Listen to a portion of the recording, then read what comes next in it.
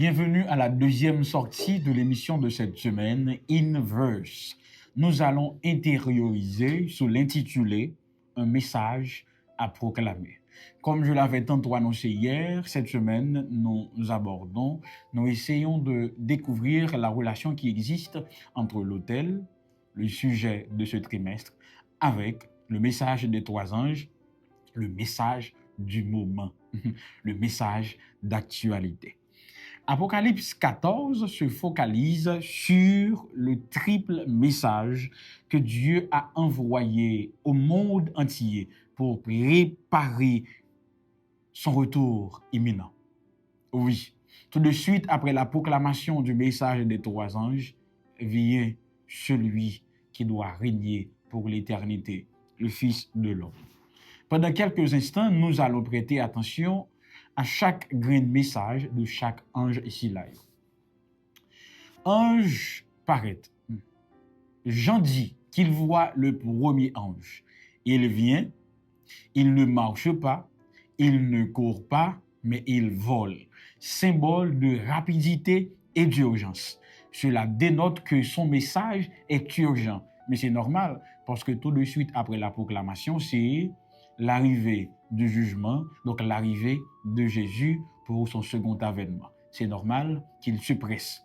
Deuxièmement, il se met au beau milieu du ciel. Non pas au nord, au sud, à l'est ou à l'ouest, mais au milieu, le point le plus élevé du ciel, au zénith du ciel, afin qu'il soit vu et entendu de tous. Pour personne pas dit, on pas trouvé non, on pas te connaît. Donc celui qui proclame le message des trois anges doit le proclamer partout, afin que tous soient conscients, afin que tous soient témoins de la proclamation de ce message. Donc, puisque l'Église adventiste en partie proclame le message des trois anges, l'Église doit le proclamer dans tout sens, dans toute vérité, tout côté le passé. Et maintenant, le premier ange commence.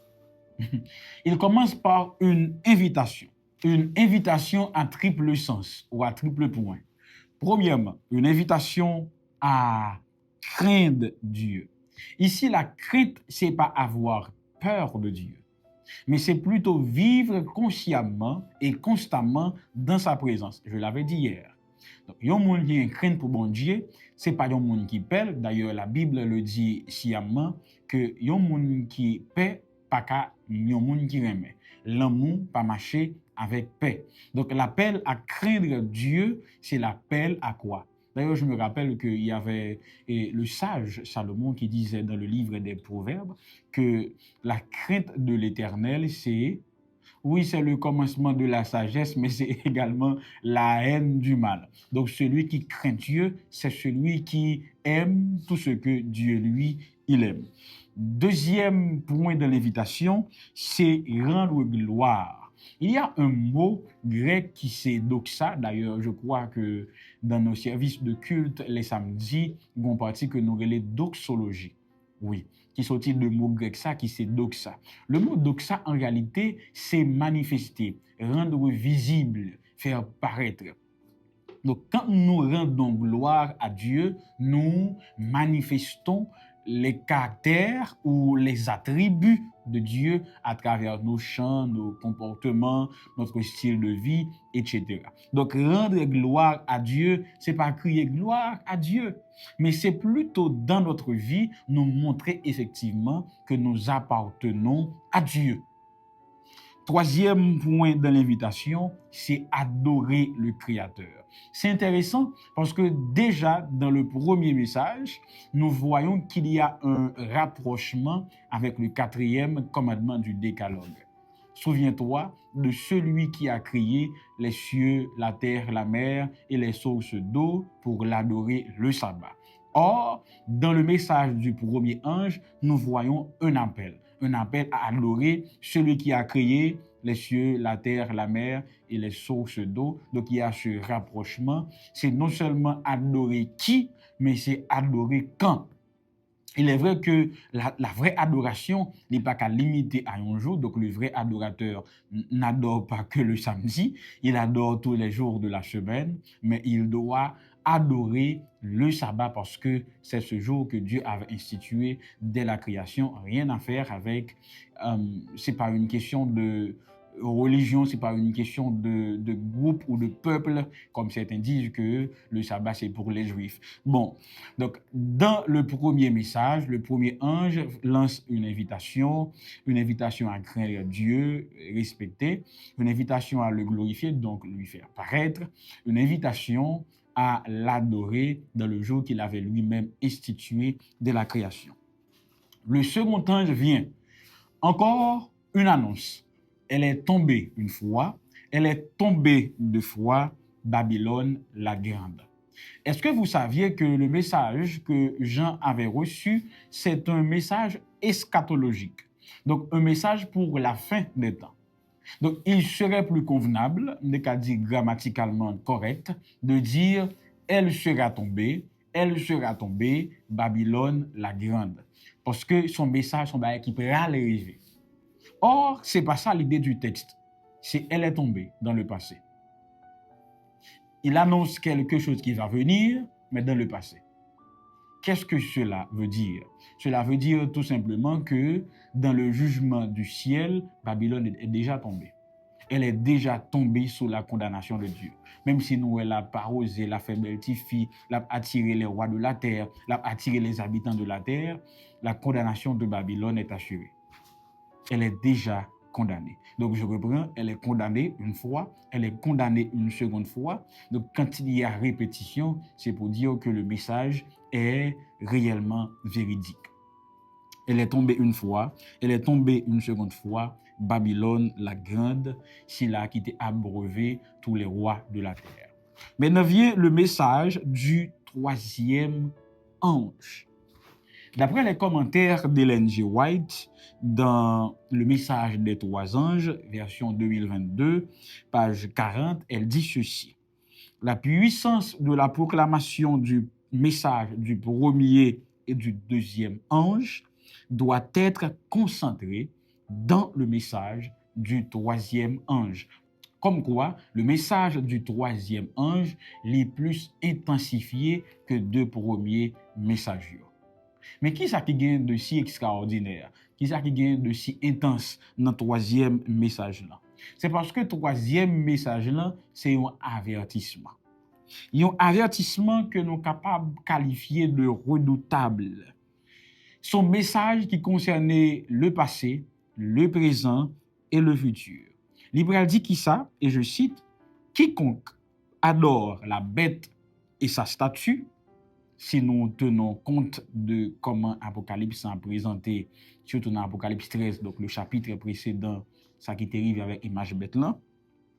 Quiconque adore la bête et sa statue et en reçoit la marque sur le front ou sur la main, boira lui-même le vin de la fureur de Dieu, versé pur dans la coupe de sa colère, Apocalypse 14, les versets 9 et 10.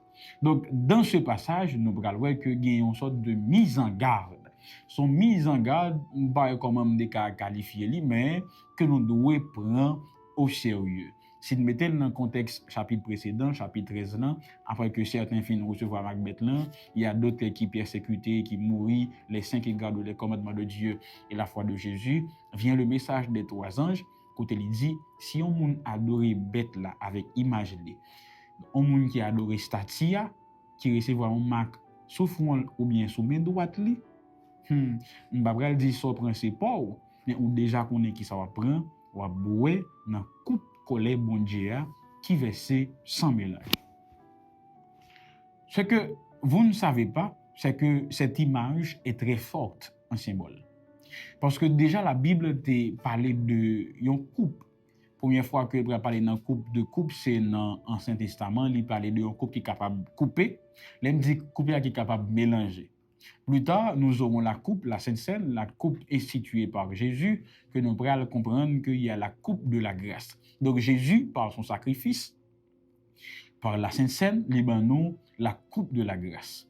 Mais ici dans l'Apocalypse, nous avons la coupe de la colère de Dieu qui n'est pas ni versée, qui n'est pas ni coupée, ça veut dire qui n'est pas mélangée. Et tout le monde qui était adoré bête là, le monde qui était recevoir Macbeth là, yo tout y a boué dans coupe colère ça qui symbolisait un jugement pour te pas une grâce encore, yo tout yo doit subir châtiment bon Dieu.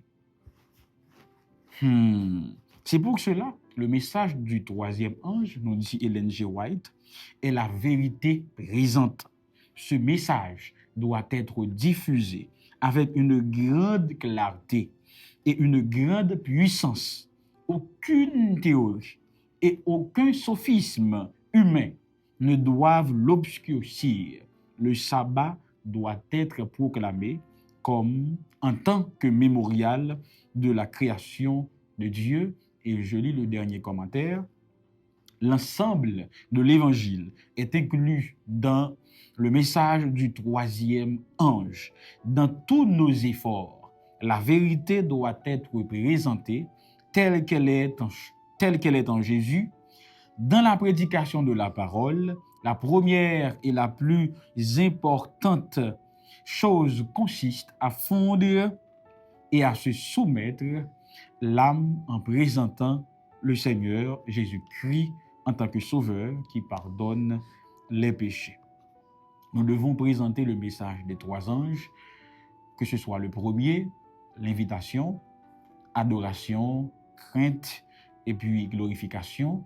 Il y a également l'appel à quitter Babylone parce qu'elle est déjà condamnée et non pas doué ni recevoir Macbeth là, ni adorer Majli sous aucune forme. Parce que si ça arrive nous, mes amis, nous mêler. À nous prêter attention et à nous diffuser message si là pour que tout le monde connaisse, pas seulement les jeunes. Ce message doit être diffusé avec une grande clarté et avec beaucoup de puissance parce que ce message, moment, c'est le message d'actualité. Revenez à votre texte, écrit et étudiez le passage et puis accomplis différentes tâches que l'auteur a demandé pour nous accomplir pour nous mieux saisir partie leçon aujourd'hui. Seigneur, aide-nous à mieux comprendre le message des trois anges. Ensuite, aide-nous à l'appliquer. Et enfin, aide-nous à le proclamer puissamment et clairement au monde entier, au nom de Jésus.